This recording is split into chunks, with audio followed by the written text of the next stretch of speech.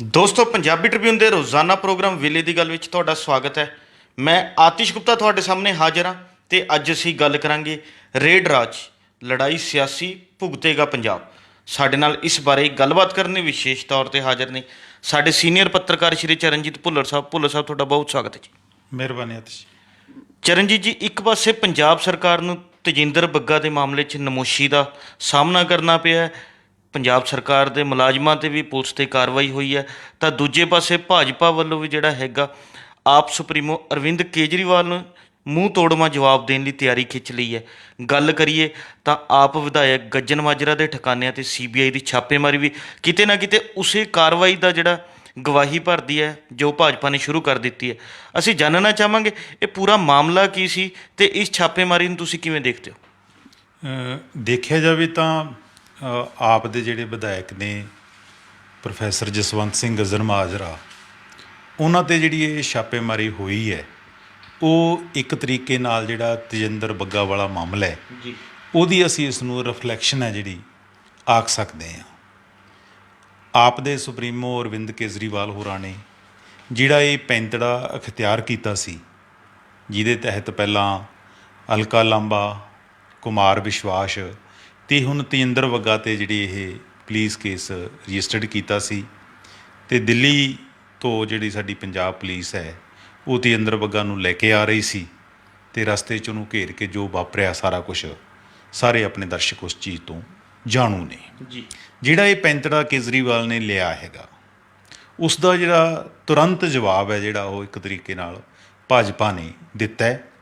Professor Gajjan Majra ਜਿਹੜੀ ਰਿਹਾਇਸ਼ ਹੈ ਔਰ ਉਹਦੇ ਜਿਹੜੇ ਕਾਰੋਬਾਰੀ ਟਿਕਾਣੇ ਨੇ ਉਹਨਾਂ 'ਤੇ ਛਾਪੇਮਾਰੀ ਕਰਕੇ ਭਾਜਪਾ ਨੇ ਇੱਕ ਗੱਲ ਸਾਫ਼ ਕੀਤੀ ਹੈ ਅਰਵਿੰਦ ਕੇਜਰੀਵਾਲ ਨੂੰ ਕਿ ਅਗਰ ਸਿਆਸੀ ਅਖਾੜੇ ਦੇ ਵਿੱਚ ਤੁਸੀਂ ਇੱਟ ਚੁੱਕੋਗੇ ਤਾਂ ਸਾਡਾ ਜਿਹੜਾ ਪੱਥਰ ਹੈ ਉਹ ਤਿਆਰ ਹੋਏਗਾ।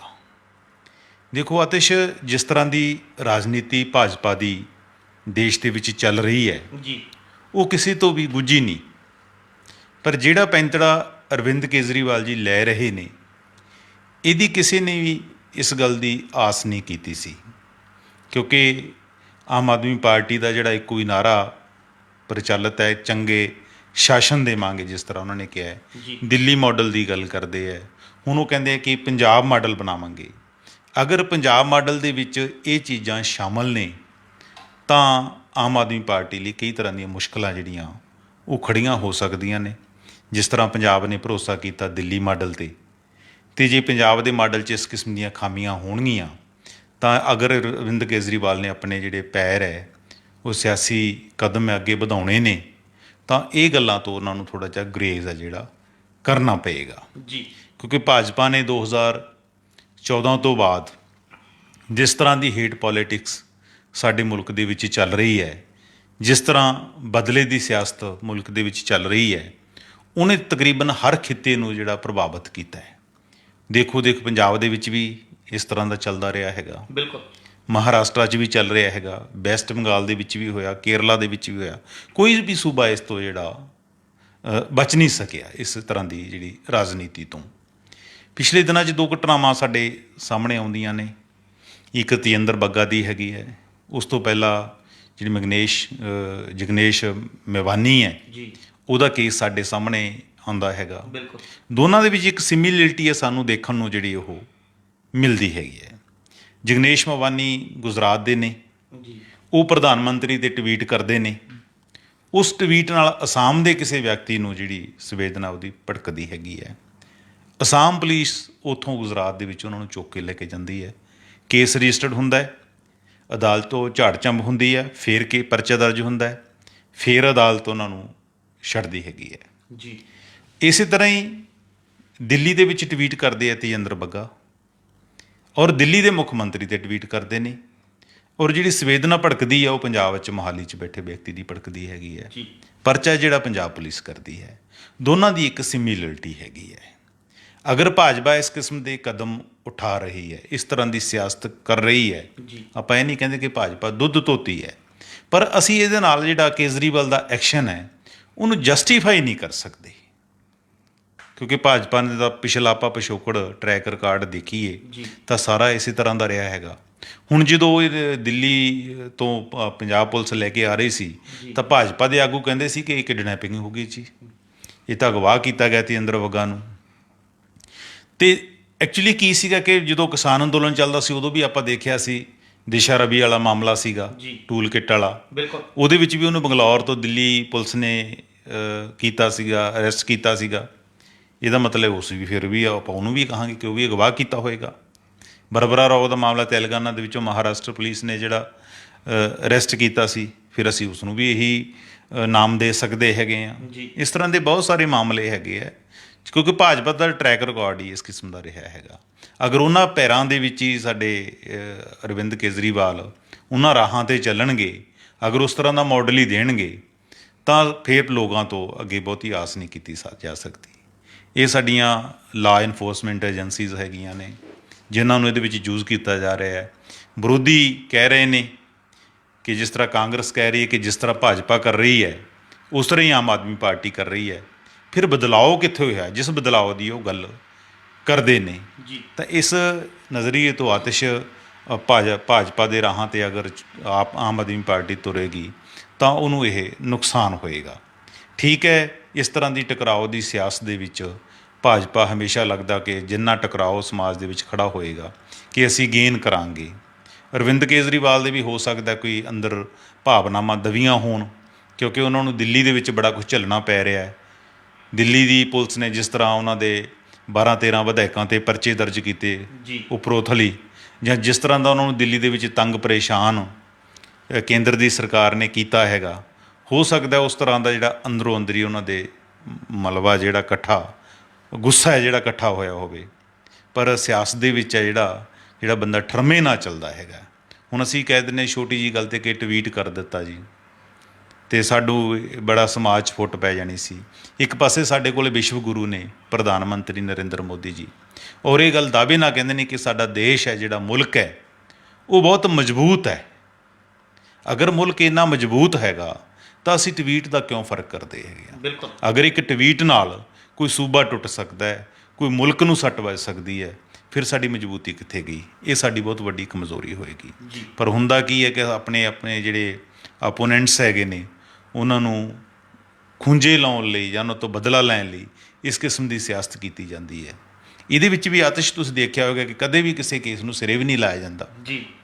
ਸਿਰਫ ਆਪਣੇ ਵਿਰੋਧੀਆਂ ਨੂੰ ਇੱਕ ਤਾਕਤ ਦਾ ਅਹਿਸਾਸ ਕਰਾਉਣਾ ਹੁੰਦਾ ਹੈ ਕਿ ਉਹਨਾਂ 'ਤੇ ਇੱਕ ਪ੍ਰੈਸ਼ਰ ਹੈ, ਉਹ ਬਿਲਡ ਕਰਕੇ ਰੱਖਣਾ ਹੁੰਦਾ, ਉਹਨਾਂ ਨੂੰ ਪਰੇਸ਼ਾਨ ਕਰਨਾ ਹੁੰਦਾ। ਇਹ ਬਦਲੇ ਦੀ ਸਿਆਸਤ ਦਾ ਸਿਰਫ ਹੈ ਜਿਹੜਾ ਮਕਸਦ ਹੁੰਦਾ ਹੈਗਾ। ਤੁਸੀਂ ਦੇਖਿਆ ਹੋਵੇਗਾ ਕਿ ਜਦੋਂ ਹੁਣ ਤੇਜਿੰਦਰ ਬੱਗਾ ਵਾਲਾ ਮਸਲਾ ਵੀ ਉੱਠਿਆ ਤਾਂ ਬਹੁਤ ਸਾਰੇ ਜਿਸ ਤਰ੍ਹਾਂ ਸਿੱਖ ਆਗੂ ਹੈ ਉਹ ਜਾਂ ਭਾਜਪਾ ਦੇ ਆਗੂ ਨੇ, ਉਹਨਾਂ ਨੇ ਇਹ ਕਹਿਣਾ, ਉਹਨੂੰ ਇੱਕ ਧਾਰਮਿਕ ਨਜ਼ਰੀਏ ਤੋਂ ਵੀ ਦੇਖਣਾ ਸ਼ੁਰੂ ਕਰ ਦਿੱਤਾ ਜੀ ਕਿ ਉਹਨਾਂ ਨੂੰ ਜੀ ਆਪਣੀ ਦਸਤਾਰ ਨਹੀਂ ਸਜਾਉਣ ਦਿੱਤੀ ਗਈ। ਇਸ ਤਰ੍ਹਾਂ ਦੀ ਰੰਗਤ ਦੇਣੀ ਵੀ ਸ਼ੁਰੂ ਕਰ ਦਿੱਤੀ ਹੈ। ਔਰ ਭਾਜਪਾ ਨੂੰ ਇਹ ਕਿਤੇ ਨਾ ਕਿਤੇ ਲੱਗਦਾ ਹੋਏਗਾ ਕਿ ਅਸੀਂ ਇਸ ਨੂੰ ਸਿੱਖ ਵਰਸਸ ਜੇ ਕੇਜਰੀਵਾਲ ਬਣਾ ਦੇਵਾਂਗੇ ਲੜਾਈ ਨੂੰ ਤਾਂ ਬਹੁਤ ਅੱਗੇ ਜਾਵਾਂਗੇ। ਅਤੇ ਕੇਜਰੀਵਾਲ ਨੂੰ ਵੀ ਕਿਤੇ ਨਾ ਕਿਤੇ ਇਹ ਲੱਗਦਾ ਕਿ ਸਾਡੀ ਲੜਾਈ ਹੈ ਜਿਹੜੀ ਮੁਲਕ ਦੇ ਵਿੱਚ, ਕਿ ਜਿੰਨੀ ਆਪ ਵਰਸਸ ਭਾਜਪਾ ਬਣੇਗੀ ਉਨੀ ਜਿਹੜੀ ਕਾਂਗਰਸ ਹੈ ਉਹ ਮਨਫੀ ਹੋਏਗੀ ਜੀ। ਬਿਲਕੁਲ, ਪਰ ਪੋਲੀਟਿਕਸ ਦੇ ਵਿੱਚ ਹਮੇਸ਼ਾ ਉਸ ਤਰ੍ਹਾਂ ਨਹੀਂ ਚੱਲਦਾ ਕਿ ਜਿਸ ਤਰ੍ਹਾਂ ਵਿਅਕਤੀ ਜਿਹੜਾ ਹੈ ਸੋਚਦਾ ਹੈ।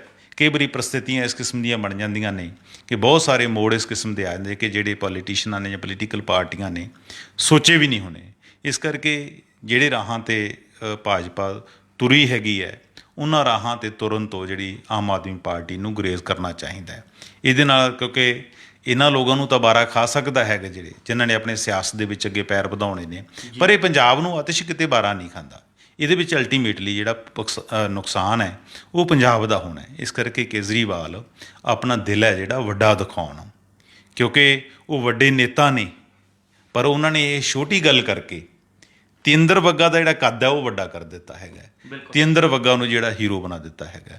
ਹਾਲਾਂਕਿ ਪਤਾ ਹੈ ਸਿਆਸੀ ਹਲਕਿਆਂ ਦੇ ਵਿੱਚ ਇਹ ਗੱਲ ਕਿਸ ਤੋਂ ਭੁੱਲੀ ਨਹੀਂ ਕਿ ਤੇਜਿੰਦਰ ਬੱਗਾ ਕਿਸ ਕਿਸਮ ਦਾ ਉਹਨਾਂ ਦਾ ਟਰੈਕ ਰਿਕਾਰਡ ਹੈ ਜਿਹੜਾ ਰਿਹਾ, ਉਹ ਕਿਸ ਫੈਕਟਰੀ ਦੀ ਜਿਹੜੀ ਪੈਦਾਇਸ਼ ਨੇ ਜੀ। ਚਰਨਜੀਤ ਜੀ, ਹੁਣ ਗੱਲ ਇੱਕ ਵੱਡੀ ਇਹ ਉੱਠਦੀ ਹੈ ਵੀ ਕਿ ਭਾਜਪਾ ਦੇ ਜਦੋਂ ਟਰੈਕ ਰਿਕਾਰਡ ਦੀ ਗੱਲ ਕਰਦੇ ਹਾਂ, ਪਿਛੋਕੜ ਦੀ ਗੱਲ ਕਰਦੇ ਹਾਂ, ਤਾਂ ਭਾਜਪਾ 'ਤੇ ਵਾਰ-ਵਾਰ ਜਿਹੜੇ ਨੇ ਇਸ ਤਰ੍ਹਾਂ ਦੇ ਦੋਸ਼ ਲੱਗਦੇ ਰਹੇ ਨੇ ਵੀ ਕਿ ਭਾਜਪਾ ਵੱਲੋਂ ਕੇਂਦਰੀ ਏਜੰਸੀਆਂ ਦੀ ਦੁਰਵਰਤੋਂ ਕੀਤੀ ਜਾਂਦੀ ਹੈ। ਅਤੇ ਹੁਣ ਉਹੀ ਉਂਗਲਾਂ ਜਿਹੜੀਆਂ ਨੇ ਉਹ ਆਪ ਸੁਪਰੀਮੋ ਅਰਵਿੰਦ ਕੇਜਰੀਵਾਲ 'ਤੇ ਵੀ ਉੱਠਣੀਆਂ ਸ਼ੁਰੂ ਹੋ ਗਈਆਂ ਨੇ। ਤੇ ਗੱਲ ਕਰਦੇ ਹਾਂ ਸਿਆਸਤ ਦੀ। ਸਿਆਸਤ 'ਚ ਚਾਹੇ ਸਿਆਸੀ ਪਾਰਟੀਆਂ ਹੋਣ ਚਾਹੇ ਸਿਆਸੀ ਆਗੂ, ਉਹਨਾਂ 'ਚ ਮਤਭੇਦ ਵੀ ਚੱਲਦੇ ਰਹਿੰਦੇ ਨੇ, ਇੱਕ ਦੂਜੇ ਦੂਸ਼ਣਬਾਜ਼ੀ ਵੀ ਚੱਲਦੀ ਰਹਿੰਦੀ ਹੈ। ਤਾਂ ਇਸ ਤਰ੍ਹਾਂ ਹੀ ਦੂਸ਼ਣਬਾਜ਼ੀ ਦੇ ਵਿੱਚ ਇਹ ਕੇਂਦਰੀ ਜਾਂਚ ਏਜੰਸੀਆਂ ਕਹਿ ਲਈਏ, ਚਾਹੇ ਉਹ ਕੇਂਦਰ ਦੀ ਹੋਵੇ ਚਾਹੇ ਸੂਬਿਆਂ ਦੀ, ਇਸ ਦੀ ਵਰਤੋਂ ਕਰਨਾ ਤੁਸੀਂ ਕਿੰਨਾ ਕੁ ਜਾਇਜ਼ ਸਮਝਦੇ ਹੋ? ਦੇਖੋ, ਸਾਡੇ ਕਾਨੂੰਨ ਦਾ ਸੈਸ਼ਨ ਹੈਗੇ ਆ, ਸਾਰੇ ਲੋਕ, ਸਾਡੀਆਂ ਸਟੇਟਾਂ ਹੈ, ਸਾਡੇ ਪੁਲਿਸ ਹੈ, ਸਾਡੇ ਪੋਲੀਟੀਸ਼ੀਅਨ ਹੈ, ਅਸੀਂ ਇੱਕੋ ਸੰਵਿਧਾਨ ਦੀ ਜਿਹੜੀ ਸਹੁੰ ਚੁੱਕਦੇ ਹਾਂ ਉਹਦੇ ਮੁਤਾਬਕ ਕੰਮ ਕਰਨ ਦਾ ਜਿਹੜਾ ਅਹਿਦ ਲੈਂਦੇ ਹੈਗੇ ਆ। ਫਿਰ ਸਾਡਾ ਫਰਜ਼ ਬਣਦਾ ਹੈ, ਸਾਡੀ ਡਿਊਟੀ ਬਣਦੀ ਹੈ ਕਿ ਅਸੀਂ ਉਸ ਕਾਨੂੰਨ ਦੇ ਦਾਇਰੇ ਵਿੱਚ ਰਹਿ ਕੇ ਆਪਣਾ ਜਿਹੜਾ ਪੋਲੀਟਿਕਸ ਕਰੀਏ, ਕਾਨੂੰਨ ਮੁਤਾਬਕ ਕਰੀਏ। ਜਿਹੜੀ ਸਵਾਈ ਪੁਲਿਸ ਹੈ, ਚਾਹੇ ਕਿਸੇ ਵੀ ਸੂਬੇ ਦੀ ਹੈ, ਅਗਰ ਉਹਨਾਂ 'ਚ ਇਸ ਕਿਸਮ ਦੇ ਟਕਰਾਓ ਬਣਦੇ ਨੇ, ਉਹ ਕਿਸ ਤਰ੍ਹਾਂ ਵੀ ਜਾਇਜ਼ ਨਹੀਂ ਹੈਗੇ। ਇਸ ਤੋਂ ਪਹਿਲਾਂ ਆਸਾਮ, ਮਿਜ਼ੋਰਮ ਦੀ ਪੁਲਿਸ ਦੇ ਵਿੱਚ ਵੀ ਟਕਰਾਓ ਬਣਿਆ ਸੀਗਾ।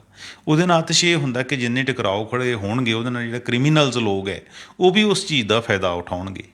ਉਹਦਾ ਕਾਰਨ ਕੀ ਹੈ ਕਿ ਜਿੰਨੇ ਵੀ ਵੱਡੇ ਮੁਜਰਮ ਹੈਗੇ ਨੇ, ਕ੍ਰਿਮੀਨਲ ਲੋਕ ਨੇ, ਉਹ ਲੁੱਟ ਖੋਹ ਕਰਕੇ ਜਾਂ ਕਤਲ ਕਰਕੇ, ਵਾਰਦਾਤ ਕਰਕੇ ਜਿਹੜੇ ਦੂਜੀਆਂ ਸਟੇਟਾਂ ਦੇ ਵਿੱਚ ਆਪਣੀ ਠਾਰ ਬਣਾ ਲੈਂਦੇ ਨੇ।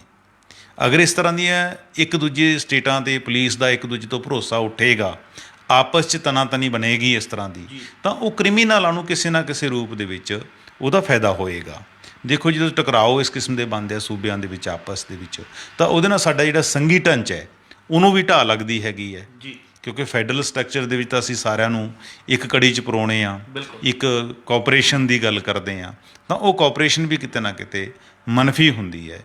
ਇਹਦੇ ਨਾਲ ਹੀ ਇੱਕ ਅਰਾਜਕਤਾ ਜਿਹੜੀ ਫੈਲਦੀ ਹੈਗੀ ਹੈ, ਮਾਹੌਲ ਟੈਨਸ਼ਨ ਵਾਲਾ ਬਣਦਾ ਹੈਗਾ। ਹੁਣ ਪੰਜਾਬ ਪੁਲਿਸ ਹੈ, ਚਾਹੇ ਆਪਾਂ ਤੇਂਦਰ ਬੱਗਾ ਵਾਲੀ ਐਗਜ਼ਾਮਪਲ ਲੈ ਲਈਏ, ਹੁਣ ਪਿਛਲੇ 3 ਦਿਨਾਂ ਤੋਂ ਇੱਕੋ ਐਪੀਸੋਡ ਦੇ ਵਿੱਚ ਉਲਝੀ ਵੀ ਹੈ। ਸਟੇਟ ਦੀ ਸਾਰੀ ਜਿਹੜੀ ਐਨਰਜੀ ਹੈ ਉਹ ਇੱਕੋ ਕੰਮ 'ਤੇ ਲੱਗ ਗਈ ਹੈ। ਚਾਹੇ ਉਹ ਸੈਂਟਰ ਵੀ ਯੂਜ਼ ਕਰਦਾ ਹੋਵੇ ਏਜੰਸੀਆਂ ਨੂੰ, ਉਹ ਵੀ ਐਨਰਜੀ ਹੈ ਜਿਹੜੀ ਦੂਸਰੇ ਕੰਮਾਂ 'ਤੇ ਲੱਗ ਜਾਂਦੀਆਂ ਨੇ। ਹਾਲਾਂਕਿ ਸਾਡੇ ਸਾਈਬਰ ਅਪਰਾਧ ਦੇ ਮਾਮਲੇ ਹਜ਼ਾਰਾਂ ਕੇਸ ਹੈ ਜਿਹੜੇ ਪੈਂਡਿੰਗ ਪਏ ਨੇ। ਅਗਰ ਅਸੀਂ ਇੱਕ ਕੇਸ 'ਤੇ ਆਪਣੇ ਪੋਲੀਟੀਕਲ ਸਕੋਰ ਅੱਜ ਸੈਟਲ ਕਰਨ 'ਤੇ ਸਟੇਟ ਦੀ ਇੰਨੀ ਐਨਰਜੀ ਲਾ ਦਿਆਂਗੇ, ਤਾਂ ਉਹੀ ਐਨਰਜੀ ਸਾਡੇ ਅਸੀਂ ਆਪਣੇ ਜਿਹੜੇ ਕ੍ਰਿਮੀਨਲ ਲੋਕ ਹੈ ਜਾਂ ਹੋਰ ਮਾਮਲੇ ਹੈ ਉਹਨਾਂ ਸੁਲਝਾਉਣ 'ਤੇ ਲਾਉਣੀ ਸੀ। ਹਾਲਾਂਕਿ ਮੁੱਖ ਮੰਤਰੀ ਭਗਵੰਤ ਮਾਨ ਹੋਰਾਂ ਨੇ ਬੜੇ ਵਧੀਆ ਇੱਕ ਸਟੈਪ ਲਿਆ ਕਿ ਜਿੰਨੀਆਂ ਉਹ ਵਾਧੂ ਫੋਰਸ ਗਾਰਡ ਹੈ ਜਿਹੜੀ ਲੱਗੀ ਵੀ ਸੀ, ਮੁਲਾਜ਼ਮ ਲੱਗੇ ਸੀ, ਗਨਮੈਨ ਲੱਗੇ ਹੋਏ ਸੀ ਪੋਲੀਟੀਕਲ ਲੋਕਾਂ ਨਾਲ, ਜਾਂ ਪੋਲੀਟੀਕਲ ਜਿਹੜੇ ਪੁਰਾਣੇ MLA ਸੀ, MP ਸੀ ਜਾਂ ਮਿਨਿਸਟਰ ਸੀ, ਉਹ ਵਾਪਸ ਲਏ ਨੇ। ਉਹਨਾਂ ਨੇ ਥਾਣਿਆਂ 'ਚ ਭੇਜਿਆ। ਉਹਨਾਂ ਨੇ ਕਿਹਾ ਸੀ ਕਿ ਅਸੀਂ ਥਾਣਿਆਂ ਨੂੰ ਮਜ਼ਬੂਤ ਕਰਨਾ ਹੈ, ਆਮ ਲੋਕਾਂ ਦੀ ਸੁਰੱਖਿਆ ਮਜ਼ਬੂਤ ਕਰਨੀ ਹੈ। ਅਗਰ ਪਾਰਟੀ ਇਹਨਾਂ ਦੀ ਪੰਜਾਬ ਦੇ ਵਿੱਚ ਚੰਗਾ ਸਟੈਪ ਲੈਂਦੀ ਹੈ ਕੋਈ, ਤਾਂ ਦੂਸਰੀ ਤਰਫੋਂ ਜਿਹੜੇ ਹੈਗੇ ਨੇ, ਜਿਹਨਾਂ ਦੀ ਹਾਈ ਕਮਾਨ ਹੈ, ਇਸ ਕਿਸਮ ਦਾ ਕੋਈ ਕਰ ਲੈਂਦੀ ਹੈ। ਕਦੇ ਕਿਸ 'ਤੇ ਬੱਗੇ ਵਾਲਾ ਮਾਮਲਾ ਲੈ ਲਓ, ਉਹ ਸਾਰਾ ਉੱਥੇ ਪੈਰਲਰ ਹੈ ਜਿਹੜਾ ਉਹਨੂੰ ਬਰਾਬਰ ਲਿਆ ਕੇ ਜਿਹੜਾ ਖੜਾ ਕਰ ਦਿੰਦੀ ਹੈ। ਅਤੇ ਪੋਲੀਟੀਕਲ ਪਾਰਟੀਆਂ ਤਾਂ ਖੈਰ ਇਹਨਾਂ ਦੀ ਸੋਚ ਹੈ ਜਿਹੜੀ ਤਕਰੀਬਨ ਇੱਕੋ ਜਿਹੀ ਹੁੰਦੀ ਹੈ, ਸਾਨੂੰ ਝੋਲਾ ਪੈਂਦਾ ਹੈਗਾ। ਅਲਟੀਮੇਟਲ ਗੋਲ ਤਾਂ ਇਹਨਾਂ ਦਾ ਕੁਰਸੀ ਦਾ ਹੁੰਦਾ ਹੈ। ਉਹਨਾਂ ਨੂੰ ਲੱਗਦਾ ਹੈ ਕਿ ਸਾਨੂੰ ਹੇਟ ਪੋਲੀਟਿਕਸ ਕਰਕੇ ਅਸੀਂ ਸਮਾਜ ਨੂੰ ਵੰਡ ਕੇ ਕੁਰਸੀ ਤੱਕ ਪਹੁੰਚ ਸਕਦੇ ਹਾਂ, ਉਸ ਤਰ੍ਹਾਂ ਦੀ ਕਰ ਰਹੇ ਹੈਗੇ ਨੇ। ਇਹਨਾਂ ਨੂੰ ਲੱਗਦਾ ਕਿ ਚੰਗੇ ਸ਼ਾਸਨ ਦਾ ਨਾਅਰਾ ਦੇ ਕੇ ਅਸੀਂ ਅੱਗੇ ਮਾਡਲ ਦਿਖਾ ਕੇ ਪਹੁੰਚ ਸਕਦੇ ਹਾਂ। ਤਾਂ ਇਹ ਆਪਣੇ ਤਰੀਕੇ ਨਾਲ ਅਲਟੀਮੇਟਲੀ ਮੋਟਿਵ ਤਾਂ ਇੱਕੋ ਹੀ ਹੈ ਕਿ ਸੱਤਾ ਨੂੰ ਕਿਵੇਂ ਹਾਸਲ ਕਰਨਾ ਹੈ। ਇਹ ਠੀਕ ਹੈ ਕਿ ਸੱਤਾ ਦੇ ਹਾਸਲ ਕਰਨ ਦੇ ਜਿਹੜੇ ਮੀਨਸ ਹੈ ਉਹ ਚੰਗੇ ਹੋਣੇ ਚਾਹੀਦੇ ਹੈ। ਜੇ ਇਹਨਾਂ ਨੇ ਦਿੱਲੀ ਦੇ ਵਿੱਚ ਆਪਣਾ ਚੰਗਾ ਮਾਡਲ ਖੜਾ ਕੀਤਾ ਤਾਂ ਇਹਨਾਂ ਨੂੰ ਕੋਸ਼ਿਸ਼ ਕਰਨੀ ਹੈ ਕਿ ਪੰਜਾਬ ਮਾਡਲ ਨੂੰ ਵੀ ਇਹ ਬਿਹਤਰ ਬਣਾਉਣ।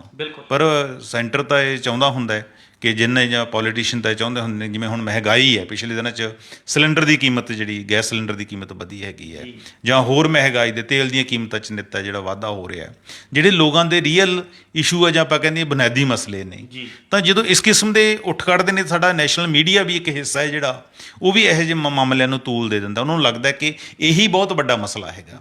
ਤਾਂ ਜਦੋਂ ਇਹ ਮਸਲੇ ਹਾਈਲਾਈਟ ਹੋ ਜਾਂਦੇ, ਜਿਹੜੇ ਰੀਅਲ ਇਸ਼ੂ ਆ ਲੋਕਾਂ ਦੇ, ਉਹ ਪਰਦੇ ਦੇ ਪਿੱਛੇ ਇੱਕ ਤਰੀਕੇ ਨਾਲ ਚਲੇ ਜਾਂਦੇ ਹੈਗੇ ਨੇ। ਸਟੇਟ ਏਜੰਸੀਆਂ ਦੀ ਆਪਾਂ ਕਹਿ ਦਈਏ ਕਿ ਪਹਿਲਾਂ ਵੀ ਪੰਜਾਬ ਦੇ ਵਿੱਚ ਇਸ ਕਿਸਮ ਦੀ, ਪਰ ਵਿਦਨ ਸਟੇਟ ਹੁੰਦੀ ਰਹੀ ਹੈ। ਆਊਟ ਆਫ ਸਟੇਟ ਇਸ ਕਿਸਮ ਦਾ ਪਹਿਲਾਂ ਦੇਖਣ ਨੂੰ ਸਾਨੂੰ ਬਹੁਤਾ ਨਹੀਂ ਕਿਤੇ ਮਿਲਿਆ ਹੈਗਾ। ਹੁਣ CBI ਦੀ ਹੈ। ਹੁਣ ਜਸਟਿਸ ਰਮੰਨਾ ਨੇ ਥੋੜ੍ਹੇ ਦਿਨ ਪਹਿਲਾਂ ਹੀ ਇਹ ਗੱਲ ਕਹੀ ਹੈ ਕਿ ਕਿਸੇ ਵੇਲੇ ਅਦਾਲਤਾਂ ਦੇ ਵਿੱਚ ਲੋਕ ਪਟੀਸ਼ਨ ਖੁਦ ਪਾਉਂਦੇ ਸੀ ਕਿ ਸਾਡਾ ਜਿਹੜਾ ਮਸਲਾ ਹੈਗਾ ਉਹ CBI ਨੂੰ ਸੌਂਪਿਆ ਜਾਵੇ, ਕਿਉਂਕਿ ਇੱਕ ਨਿਰਪੱਖ ਏਜੰਸੀ ਮੰਨਿਆ ਜਾਂਦਾ ਸੀ, ਸੁਤੰਤਰ ਏਜੰਸੀ ਮੰਨਿਆ ਜਾਂਦਾ ਸੀ, ਉਹਦੀ ਜਾਂਚ 'ਤੇ ਭਰੋਸਾ ਕੀਤਾ ਜਾਂਦਾ ਸੀਗਾ। ਪਰ ਅੱਜ ਕੀ ਹੈ? ਅੱਜ CBI ਇੱਕ ਟੂਲ ਬਣ ਗਈ ਹੈਗੀ ਆ ਹਾਕਮ ਧਿਰ ਦਾ। ਇਨਕਮ ਟੈਕਸ ਦੇ ਛਾਪੇ ਲਾ ਲਓ, ਜਿਵੇਂ ਹੁਣ ਗਜ਼ਰ ਮਾਜਰਾ 'ਤੇ CBI ਦੀ ਰੇਡ ਹੋਈ ਹੈ। ਹੁਣ ਸਾਰੇ ਉਹ ਟੂਲ ਬਣ ਗਏ। ਉਹਦੇ ਨਾਲ ਕਿ ਸਾਡੀ ਜਿਹੜੀ ਕ੍ਰੈਡੀਬਿਲਿਟੀ ਹੈ ਏਜੰਸੀਆਂ ਦੀ, ਉਹ ਲੂਜ਼ ਹੋ ਗਈ ਹੈ। ਉਹਦੇ ਨਾਲ ਉਹਨਾਂ ਦੇ ਐਕਸ਼ਨ ਨੂੰ ਵੀ ਢਾਹ ਲੱਗਦੀ ਹੈਗੀ ਹੈ। ਤਾਂ ਹੁਣ ਅੱਜ ਕੀ ਤੁਸੀਂ ਦੇਖਿਆ ਹੋਵੇਗਾ ਕਿ 2015 ਤੋਂ ਬਾਅਦ ਤਕਰੀਬਨ ਸਾਡੇ ਮੁਲਕ ਦੀਆਂ 9 ਸਟੇਟਾਂ ਨੇ ਜਿਨ੍ਹਾਂ ਨੇ CBI ਤੋਂ ਵਾਪਸ ਲੈ ਲਈ ਹੈ ਜੀ ਜਨਰਲ ਕੰਸੈਂਟ ਹੈ ਜੀ ਕਿ ਜਦੋਂ ਵੀ ਸੂਬੇ ਦੇ ਵਿੱਚ ਪਹਿਲਾਂ ਜਨਰਲ ਕੰਸੈਂਟ ਦਿੱਤੀ ਹੁੰਦੀ ਹੈ ਕਿ CBI ਆਵੇ, ਪਰਚਾ ਦਰਜ ਕਰੇ, ਕਿਸੇ ਨੂੰ ਅਰੈਸਟ ਕਰੇ। ਜੀ ਬਿਲਕੁਲ। ਪਰ ਪਿੱਛੇ ਜਦੋਂ ਸ਼ੁਰੂਆਤ ਕੀਤੀ ਸੀ ਮਿਜ਼ੋਰਮ ਨੇ, ਇਹ ਸ਼ੁਰੂਆਤ 2015 ਤੋਂ ਹੋਈ ਸੀ। ਚਾਹੇ ਠੀਕ ਹੈ ਕਿ CBI ਨੂੰ ਪਿੰਜਰੇ ਦਾ ਤੋਤਾ ਪਹਿਲਾਂ ਵੀ ਕਿਹਾ ਜਾਂਦਾ ਸੀਗਾ, ਪਰ ਖੁੱਲ੍ਹੇਆਮ ਕਿ ਲੋਕਾਂ ਦੇ 'ਚ ਇੱਕ ਦੀਵਾਰ ਬਣੀ ਵੀ ਸੀ, ਇੱਕ ਪਰਦਾ ਬਣਿਆ ਹੋਇਆ ਸੀਗਾ ਕਿ ਠੀਕ ਹੈ ਇਹ ਏਜੰਸੀ ਬਹੁਤ ਵਧੀਆ, ਇਹਦੀ ਜਾਂਚ ਜਿਹੜੀ ਨਿਰਪੱਖ ਹੋਏਗੀ। ਜੀ। ਪਰ ਹੁਣ ਖੁੱਲ੍ਹੇਆਮ ਹੋ ਗਈ, ਸ਼ਰੇਆਮ ਹੋ ਗਿਆ ਕਿ ਪੋਲੀਟੀਕਲ ਮਕਸਦਾਂ ਲਈ ਇਸ ਏਜੰਸੀ ਨੂੰ ਯੂਜ਼ ਕੀਤਾ ਜਾਣ ਲੱਗਿਆ। ਤੇ ਚਾਹੇ ED ਹੋਵੇ ਉਸ ਨੂੰ ਵੀ ਇਸ ਤਰ੍ਹਾਂ ਯੂਜ਼ ਕੀਤਾ ਹੈ। 9 ਸਟੇਟਾਂ ਆਤਿਸ਼ ਇਹੋ ਜਿਹੀਆਂ ਜਿਨ੍ਹਾਂ ਨੇ ਜਨਰਲ ਕੰਸੈਂਟ ਹੈ CBI ਤੋਂ ਵਾਪਸ ਲੈ ਲਈ ਹੈਗੀ ਹੈ। ਹੁਣ ਪੰਜਾਬ ਦੀ ਆਪਾਂ ਜੇ ਗੱਲ ਕਰੀਏ, ਪੰਜਾਬ ਦੇ ਵਿੱਚ ਮਤਲਬ 25 ਜਾਂ 26 ਕੇਸ ਹੈ ਜਿਨ੍ਹਾਂ ਦੇ ਵਿੱਚ ਪੰਜਾਬ ਸਟੇਟ ਨੇ ਜਿਹੜੀ ਪ੍ਰਵਾਨਗੀ CBI ਨੂੰ ਪਿਛਲੇ 3 ਸਾਲਾਂ ਦੇ ਵਿੱਚ ਦਿੱਤੀ ਹੈ। ਜਿਹੜੀ ਜਨਰਲ ਕੰਸੈਂਟ ਦੀ ਗੱਲ ਕਰਦੇ ਹਾਂ, 16 ਦੇ ਕਰੀਬ ਮਾਮਲੇ ਇਹੋ ਜਿਹੇ ਨੇ ਕਿ ਪੰਜਾਬ ਸਰਕਾਰ ਨੇ ਇਹਨਾਂ ਨੂੰ ਪ੍ਰਵਾਨਗੀ ਨਹੀਂ ਦਿੱਤੀ। ਜੀ। ਹੁਣ ਜਦੋਂ ਆਪਾਂ ਗਜ਼ਨ ਮਾਜਰਾ ਦੀ ਗੱਲ ਕਰਾਂਗੇ ਜਿਨ੍ਹਾਂ ਤੇ ਰੇਡ ਹੋਈ ਹੈ CBI ਦੀ, ਤਾਂ ਇਸ ਤੋਂ ਇਲਾਵਾ 12 ਮਾਮਲੇ ਪੰਜਾਬ ਸਰਕਾਰ ਕੋਲ ਪੈਂਡਿੰਗ ਪਏ ਨੇ ਹੋਰ, ਜਿਹੜੇ ਬੈਂਕ ਫਰਾਡ ਨਾਲ ਜੁੜੇ ਹੋਏ ਨੇ। 12 ਕੇਸ ਜਿਹਦੇ ਵਿੱਚ ਸਾਡੀ ਪੰਜਾਬ ਸਰਕਾਰ ਨੇ ਹਜੇ ਤੱਕ ਉਹਨਾਂ ਨੂੰ ਪਰਮਿਸ਼ਨ ਨਹੀਂ ਦਿੱਤੀ ਤੇ ਤਕਰੀਬਨ 300 ਕਰੋੜ ਰੁਪਏ ਦੇ ਇਹ ਮਾਮਲੇ ਬਣਦੇ ਨੇ। ਜੀ। ਹੁਣ ਗਜ਼ਨ ਮਾਜਰਾ ਦਾ ਮਾਮਲਾ ਵੀ ਇਹਦੇ ਨਾਲ ਜਿਹੜਾ ਐਡ ਹੋ ਗਿਆ।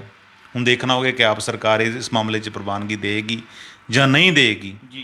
ਤਾਂ ਇਕੱਲਾ ਗਜ਼ਨ ਮਾਜਰਾ ਨਹੀਂ, ਇਸ ਤੋਂ ਇਲਾਵਾ 12 ਮਾਮਲੇ ਹੋਰ ਵੀ ਨੇ। ਤਾਂ ਗੱਲ ਮੁੱਕਦੀ ਇਹ ਹੈਗੀ ਆਤਿਸ਼ ਕਿ ਏਜੰਸੀਆਂ ਚਾਹੇ ਸਟੇਟ ਦੀਆਂ ਹੋਣ ਚਾਹੇ ਸੈਂਟਰ ਦੀਆਂ ਹੋਣ, ਜਿਹੜੇ ਪੋਲੀਟੀਕਲ ਲੋਕ ਹੈ, ਖਾਸ ਕਰਕੇ ਸੱਤਾਧਾਰੀ ਲੋਕ ਹੈ, ਉਹ ਆਪਣੇ ਮਫਾਦਾਂ ਲਈ, ਪੋਲੀਟੀਕਲ ਮਫਾਦਾਂ ਦੇ ਲਈ ਇਹਨਾਂ ਏਜੰਸੀਆਂ ਨੂੰ ਯੂਜ਼ ਕਰਦੇ ਨੇ। ਖਾਸ ਕਰਕੇ ਚੋਣਾਂ ਦੇ ਦਿਨਾਂ ਦੇ ਵਿੱਚ ਇਹਨਾਂ ਏਜੰਸੀਆਂ ਦੀ ਜਿਹੜੀ ਦੁਰਵਰਤੋਂ ਹੈ ਉਹ ਹੋਰ ਵੀ ਵੱਧ ਜਾਂਦੀ ਹੈ, ਜੋ ਕਿ ਕਾਨੂੰਨ ਦੇ ਰਾਜ ਲਈ ਇੱਕ ਤਰ੍ਹਾਂ ਦਾ ਆਪਾਂ ਬਹੁਤ ਮੰਦਭਾਗਾ ਆਖ ਸਕਦੇ ਹਾਂ। ਜੀ।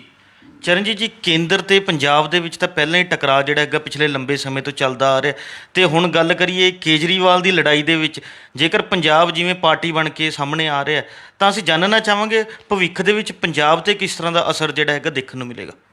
ਦੇਖੋ ਆਤਿਸ਼ ਜੀ, ਇਹ ਹੈ ਕਿ ਭਾਰਤ ਸਰਕਾਰ ਦੇ, ਦਿੱਲੀ ਸਰਕਾਰ ਜਿਹਨੂੰ ਅਸੀਂ ਕਹਿ ਦਿੰਦੇ ਹਾਂ, ਪੰਜਾਬੀ ਤਾਂ ਕਹਿੰਦੇ ਦਿੱਲੀ ਕਹਿੰਦੇ ਆ ਕਿ ਦਿੱਲੀ ਨਾਲ ਟੱਕਰ ਲਈ ਹੈ, ਜਾਂ ਦਿੱਲੀ ਪੰਜਾਬ ਨੂੰ ਚੰਗਾ ਨਹੀਂ ਸਮਝਦੀ। ਮਤਰੇਈ ਮਾਂ ਵਾਲਾ ਸਲੂਕ ਹੈ ਜਿਹੜਾ ਪੰਜਾਬ ਨਾਲ ਕੀਤਾ ਜਾਂਦਾ ਹੈ। ਉਹਦੇ ਜਿਹੜੇ ਸਬੰਧ ਹੈ ਟਾਈਮ ਟੂ ਟਾਈਮ ਕੋਈ ਬਹੁਤੇ ਸਖਾਵੇਂ ਤਾਂ ਕਦੇ ਵੀ ਨਹੀਂ ਰਹੇ। ਕੜੱਤਣ ਹੈ ਜਿਹੜੀ ਸਬੰਧਾਂ ਦੇ ਵਿੱਚ ਹਮੇਸ਼ਾ ਹੀ ਰਹੀ ਹੈ। ਔਰ ਸਾਡੇ ਪੰਜਾਬੀਆਂ ਨੂੰ ਇਹ ਲੱਗਦਾ ਰਿਹਾ ਹੈ ਕਿ ਦਿੱਲੀ ਨੇ ਹਮੇਸ਼ਾ ਹੀ ਪੰਜਾਬ ਨਾਲ ਸ਼ੁਰੂ ਤੋਂ ਲੈ ਕੇ ਧੱਕਾ ਕੀਤਾ ਹੈ। ਖਾਸ ਕਰਕੇ ਜਦੋਂ ਭਾਸ਼ਾ ਦੇ ਆਧਾਰ 'ਤੇ ਸੂਬੇ ਬਣਾਏ ਜਾ ਰਹੇ ਸੀ, ਉਹ ਕਹਿੰਦੇ ਸੀ ਕਿ ਬਾਕੀਆਂ ਨੂੰ ਭਾਸ਼ਾ ਦੇ ਆਧਾਰ 'ਤੇ ਸੂਬੇ ਖੁਦ ਬਣਾਏ। ਜੀ। ਪਰ ਜਦੋਂ ਪੰਜਾਬ ਨੂੰ ਪੰਜਾਬੀ ਦੇ ਆਧਾਰ 'ਤੇ ਬਣਾਉਣ ਦੀ ਗੱਲ ਆਈ ਤਾਂ ਲੋਕਾਂ ਨੂੰ ਸੰਘਰਸ਼ ਕਰਨਾ ਪਿਆ। ਲੰਬੇ ਸੰਘਰਸ਼ ਬਾਅਦ ਪੰਜਾਬੀ ਸੂਬਾ ਜਿਹੜਾ ਉਹ ਹੋਂਦ ਦੇ ਵਿੱਚ ਆਇਆ ਸੀ। ਅਤੇ ਇਸ ਤੋਂ ਇਲਾਵਾ ਹੁਣ ਖੇਤੀ ਕਾਨੂੰਨਾਂ ਵਾਲੇ ਮਾਮਲੇ 'ਤੇ ਅਸੀਂ ਦੇਖਦੇ ਹੈਗੇ, ਜਦੋਂ ਖੇਤੀ ਕਾਨੂੰਨ ਬਣਾਏ ਗਏ ਅਤੇ ਉਹਦੇ ਖਿਲਾਫ ਜਿਹੜਾ ਸੰਘਰਸ਼ ਹੋਇਆ ਅਤੇ ਉਸ ਤੋਂ ਬਾਅਦ ਕਾਨੂੰਨ ਵਾਪਸ ਲੈਣੇ ਪਏ। ਸਾਡੇ ਪ੍ਰਧਾਨ ਮੰਤਰੀ ਨੂੰ ਹੋ ਸਕਦਾ ਅੰਦਰੋਂ ਅੰਦਰ ਇਸ ਗੱਲ ਦਾ ਰੰਜ ਵੀ ਹੋਵੇ। ਉਸ ਤੋਂ ਬਾਅਦ ਪ੍ਰਧਾਨ ਮੰਤਰੀ ਫਿਰੋਜ਼ਪੁਰ ਰੈਲੀ 'ਤੇ ਆਉਂਦੇ ਹੈ ਔਰ ਬਿਨਾਂ ਸੰਬੋਧਨ ਕੀਤੇ ਵਾਪਸ ਮੁੜ ਜਾਂਦੇ ਨੇ। ਔਰ ਇੱਕ ਕਿਸਾਨ ਧਿਰ ਵੱਲੋਂ ਦੁਸਹਿਰੇ ਮੌਕੇ ਪ੍ਰਧਾਨ ਮੰਤਰੀ ਦੇ ਪੁਤਲੇ ਫੂਕਣ, ਇਸ ਤਰ੍ਹਾਂ ਟਾਰਗੇਟ ਕੀਤਾ ਗਿਆ। ਉਹ ਸਾਰੀਆਂ ਚੀਜ਼ਾਂ ਜਿਹੜੀਆਂ ਉਹਨਾਂ ਦੇ ਮਨ ਦੇ ਵਿੱਚ ਕਿਤੇ ਨਾ ਕਿਤੇ ਪਈਆਂ ਨੇ। ਪਿਛਲੇ ਦਿਨਾਂ 'ਚ ਤੁਸੀਂ ਦੇਖਿਆ ਹੋਵੇ ਕਿ ਕਿੰਨੇ NRI ਹੈ ਜਿਹੜੇ ਸਿੱਖ ਨੇਤਾ ਨੇ ਜਾਂ ਸਿੱਖ ਭਾਈਚਾਰੇ ਦੇ ਵਿੱਚ ਨੂੰ ਬੁਲਾਇਆ ਵੀ ਹੈ। ਪ੍ਰਧਾਨ ਮੰਤਰੀ ਨੇ ਆਪਣੀ ਰਿਹਾਇਸ਼ 'ਤੇ ਉਹਨਾਂ ਨਾਲ ਡਾਇਲੋਗ ਵੀ ਕੀਤਾ ਹੈਗਾ। ਉਹ ਨੇੜਤਾ ਵੀ ਨਾਲ ਕਰਨਾ ਚਾਹੁੰਦੇ ਹੈਗੇ ਨੇ। ਪਰ ਜੇ ਇਸ ਤਰ੍ਹਾਂ ਪੰਜਾਬ ਸਰਕਾਰ ਹੈ ਜਿਹੜੀ, ਜਾਂ ਆਪ ਸੁਪਰੀਮੋ ਅਰਵਿੰਦ ਕੇਜਰੀਵਾਲ ਹੈ, ਅਗਰ ਕੇਂਦਰ ਨਾਲ ਇਸ ਤਰ੍ਹਾਂ ਦੇ ਟਕਰਾਓ 'ਚ ਪੈਣਗੇ ਤਾਂ ਉਹ ਪੰਜਾਬ ਲਈ ਬਹੁਤ ਕਸੂਤੀ ਸਥਿਤੀ ਹੈ ਜਿਹੜੀ ਆਤਿਸ਼ ਬਣ ਜਾਣੀ ਹੈਗੀ ਹੈ। ਕਿਉਂਕਿ ਸਾਡੀ ਕੇਂਦਰ 'ਤੇ ਜਿਹੜੀ ਨਿਰਭਰਤਾ ਹੈ ਨਾ ਉਹ ਬਹੁਤ ਜ਼ਿਆਦਾ ਹੈ। ਇੱਕ ਤਾਂ ਇਹ ਹੈ ਕਿ ਸਾਡੇ ਪੰਜਾਬ ਦਾ ਜਿਹੜਾ ਵਿੱਤੀ ਪੋਜੀਸ਼ਨ ਹੈ ਉਹ ਕਾਫੀ ਨਾਜ਼ੁਕ ਹੈਗੀ ਹੈ। ਸਾਡੇ ਕੋਲ ਜਿਹੜੇ ਆਮਦਨ ਦੇ ਰਿਸੋਰਸਿਸ ਹੈ ਉਹ ਵੀ ਬਹੁਤ ਘੱਟ ਹੈ। ਬਹੁਤ ਸਾਰੀਆਂ ਚੀਜ਼ਾਂ ਲਈ ਅਸੀਂ ਸੈਂਟਰ 'ਤੇ ਜਿਹੜਾ ਡਿਪੈਂਡ ਹੁੰਦੇ ਹੈਗੇ ਹਾਂ। ਅਗਰ ਇਸ ਕਿਸਮ ਦੀ ਟਕਰਾਓ 'ਚ ਪੈ ਗਏ ਹਾਂ, ਜਾਂ ਗਜ਼ਨ ਮਾਜਰਾ 'ਤੇ ਦੇਖੋ ਫੌਰੀ ਜਿਹੜੀ ਰੇਡ ਹੋਈ ਹੈ, ਉਹ ਕੋਈ ਆਪਾਂ ਰੂਟੀਨ ਦੀ ਕਾਰਵਾਈ ਉਹਨੂੰ ਆਖ ਨਹੀਂ ਸਕਦੇ। ਇਹਦਾ ਮਤਲਬ ਕਿ ਸੈਂਟਰ ਥੋੜ੍ਹਾ ਤਲਖ ਹੋਇਆ ਹੁਣ, ਅਤੇ ਪੰਜਾਬ ਹੈ ਜਿਹੜਾ ਇਹਦੇ ਵਿੱਚ ਪਿੱਸੇਗਾ। ਕਿਉਂਕਿ ਅੱਗੇ ਪੈਡੀ ਸੀਜ਼ਨ ਆ ਗਿਆ ਅਤੇ ਸਾਡੇ ਕੋਲੇ ਦਾ ਕੀ ਹਾਲ ਹੈ।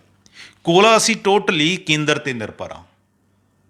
ਇਸ ਤਰ੍ਹਾਂ ਹੀ ਕੇਂਦਰ ਸਰਕਾਰ ਨੇ ਕਿਹਾ ਸੀ ਕਿ ਅਸੀਂ ਤੁਹਾਨੂੰ 1500 ਮੈਗਾਵਾਟ ਹੈ ਜਿਹੜੀ ਬਿਜਲੀ ਹੈ ਉਹ ਅੱਗੇ ਪੈਡੀ ਸੀਜ਼ਨ 'ਚ ਦੇਵਾਂਗੇ। ਮਿਸਾਲ ਦੇ ਤੌਰ 'ਤੇ ਮੰਨ ਲਓ ਤੁਸੀਂ ਕਿ ਕੱਲ੍ਹ ਨੂੰ ਸਾਡੇ ਸੰਬੰਧ ਹੈ ਇਸ ਤਰ੍ਹਾਂ ਵਿਗੜਦੇ ਰਹੇ ਤਾਂ ਭਾਰਤ ਸਰਕਾਰ, ਹਾਲਾਂਕਿ ਸੰਘੀ ਰਾਜ ਦਾ ਇੱਕ ਹਿੱਸਾ ਹੈਗੇ ਆ, ਤਾਂ ਭਾਰਤ ਸਰਕਾਰ ਸਾਡੀ ਚੂੜੀ ਕੱਸ ਸਕਦਾ ਹੈ। ਬਿਲਕੁਲ। ਕੱਲ੍ਹ ਨੂੰ ਜੇ ਅਗਰ ਉਹ ਪੋਲੀਟੀਕਲੀ ਇਸ ਤਰ੍ਹਾਂ ਦੇ ਕੋਈ ਸਾਨੂੰ ਸਕੰਜਾ ਕੱਸਣਾ ਚਾਹਿਆ ਤੇ ਪੰਜਾਬ ਨੂੰ ਜੇ ਬਲੈਕ ਆਊਟ ਕਰਤਾ, ਫਿਰ ਕੀ ਹੋਏਗਾ? ਇਸ ਤਰ੍ਹਾਂ GST ਦਾ ਮਾਮਲਾ ਹੈ, ਕੰਪਨਸੇਸ਼ਨ ਦਾ ਮਾਮਲਾ ਹੈ, ਉਹ ਜੂਨ 'ਚ ਖਤਮ ਹੋ ਰਿਹਾ ਹੈਗਾ। ਇਸ ਤਰ੍ਹਾਂ ਸਾਡਾ RDF ਦੀ ਆਪਾਂ ਗੱਲ ਕਰਦੇ ਹੁੰਦੇ ਆ, ਤਾਂ ਸਾਡੇ ਜਿਹੜੇ ਕਣਕ ਦਾ ਹੁਣ ਪਿੱਛੇ ਜੇ ਤਾਪਮਾਨ ਵਧਣ ਕਰਕੇ ਜਿਹੜੇ ਸੁੰਗੜੇ ਹੋਏ ਦਾਣੇ ਪਾਏ ਗਏ ਆ, ਉਹਦੀ ਕੁਆਲਿਟੀ ਥੋੜ੍ਹੀ ਨੀਵੀਂ ਆਈ ਹੈ, ਮਿਆਰਾਂ 'ਤੇ ਨਹੀਂ ਉਤਰ ਰਹੀ।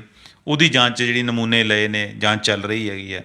ਅਗਰ ਉਹੀ ਕੋਈ ਫੈਸਲਾ ਲੈਣ 'ਚ ਦੇਰੀ ਕਰਤੀ ਮਹੀਨਾ, ਤਾਂ ਜਾਂ ਕੋਈ ਪੰਜਾਬ ਸਰਕਾਰ ਨੂੰ ਇਜਾਜ਼ਤ ਨਾ ਦਿੱਤੀ ਅਤੇ ਜਾਂ ਨਿਯਮਾਂ 'ਚ ਕੋਈ ਛੋਟ ਨਾ ਦਿੱਤੀ, ਤਾਂ ਉਹਦਾ ਸਾਰਾ ਬੋਝ ਹੈ ਪੰਜਾਬ ਸਰਕਾਰ ਨੂੰ ਝੱਲਣਾ ਪੈਣਾ। ਬਿਲਕੁਲ। ਇਸ ਕਰਕੇ ਫਾਈਨੈਂਸ਼ੀਅਲੀ ਵੀ ਜਾਂ ਪੋਲੀਟੀਕਲੀ ਵੀ ਇਹ ਸਾਡੇ ਲਈ ਬਾਰਾ ਨਹੀਂ ਖਾਂਦਾ ਕਿ ਅਸੀਂ ਇਸ ਕਿਸਮ ਦੇ ਟਕਰਾਓ 'ਚ ਪਈਏ।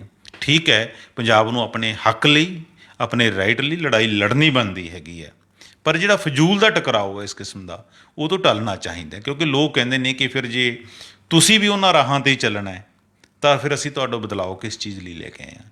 ਇਸ ਕਰਕੇ ਕੇਜਰੀਵਾਲ ਸਾਹਿਬ ਨੂੰ ਜਿਹੜਾ ਆਪਣਾ ਕੱਦ ਬੁੱਤ ਹੈ ਉਹ ਬਣਾ ਕੇ ਰੱਖਣਾ ਪਏਗਾ। ਨਾਲੇ ਹੁਣ ਕੇਜਰੀਵਾਲ ਲਈ ਜਿਹੜਾ ਪੰਜਾਬ ਹੈ ਉਹ ਕੋਈ ਨਵਾਂ ਤਾਂ ਹੈ ਨਹੀਂ ਜੀ।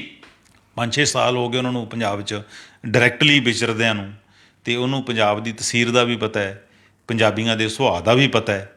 ਜੇ ਨਹੀਂ ਪਤਾ ਤਾਂ ਆਪਾਂ ਦੇਖ ਲਈਏ ਕਿ ਜਿਸ ਟਾਈਮ ਕਿਸਾਨ ਘੋਲ ਚੱਲਦਾ ਸੀ, ਤਾਂ ਬਲਵੀਰ ਸਿੰਘ ਰਾਜੇਵਾਲ ਹੈ, ਉਹਨਾਂ ਨੂੰ ਕਿਸਾਨਾਂ ਨੇ, ਪੰਜਾਬ ਦੇ ਲੋਕਾਂ ਨੇ ਆਪਣੀਆਂ ਅੱਖਾਂ ਦੀਆਂ ਪਲਕਾਂ ਦੇ ਉੱਤੇ ਬਿਠਾਇਆ, ਇੰਨਾ ਮਾਣ ਸਤਿਕਾਰ ਦਿੱਤਾ। ਉਹ ਕਿਸਾਨ ਘੋਲ ਦਾ ਨਾਇਕ ਹੋ ਨਿਬੜਿਆ। ਬਿਲਕੁਲ। ਥੋੜ੍ਹੇ ਦਿਨਾਂ ਬਾਅਦ ਜਦੋਂ ਚੋਣਾਂ ਹੁੰਦੀਆਂ ਨੇ, ਉਹ ਪੰਜਾਬੀ ਹੈ ਜਿਹੜੇ ਜ਼ਮਾਨਤ ਜ਼ਬਤ ਕਰਾ ਦਿੰਦੇ ਨੇ। ਇਸ ਕਰਕੇ ਇਹਨਾਂ ਗੱਲਾਂ ਦਾ ਖਿਆਲ ਹੈ ਜਿਹੜਾ ਉਹ ਕੇਜਰੀਵਾਲ ਨੂੰ ਧਿਆਨ 'ਚ ਰੱਖਣਾ ਚਾਹੀਦਾ ਹੈ, ਕਿਉਂਕਿ ਲੋਕਾਂ ਦੀਆਂ, ਪੰਜਾਬ ਦੇ ਲੋਕਾਂ ਦੀਆਂ ਭਾਵਨਾ ਜੁੜੀਆਂ ਹੋਈਆਂ ਨੇ, ਆਸਾਂ ਜੁੜੀਆਂ ਹੋਈਆਂ ਨੇ, ਲੋਕਾਂ ਦੇ ਇਮੋਸ਼ਨ ਜੁੜੇ ਹੋਏ ਨੇ। ਇਹ ਸਨ ਸਾਡੇ ਸੀਨੀਅਰ ਪੱਤਰਕਾਰ ਸ਼੍ਰੀ ਚਰਨਜੀਤ ਭੁੱਲਰ ਸਾਹਿਬ, ਜਿਨ੍ਹਾਂ ਨੇ ਆਪਣੇ ਵਡਮੁੱਲੇ ਵਿਚਾਰ ਸਾਡੇ ਨਾਲ ਸਾਂਝੇ ਕੀਤੇ। ਕੱਲ੍ਹ ਨੂੰ ਇਸੇ ਸਮੇਂ ਇੱਕ ਨਵੇਂ ਮੁੱਦੇ ਦੇ ਨਾਲ ਫਿਰ ਮਿਲਾਂਗੇ ਪ੍ਰੋਗਰਾਮ ਵੇਲੇ ਦੀ ਗੱਲ ਵਿੱਚ। ਧੰਨਵਾਦ।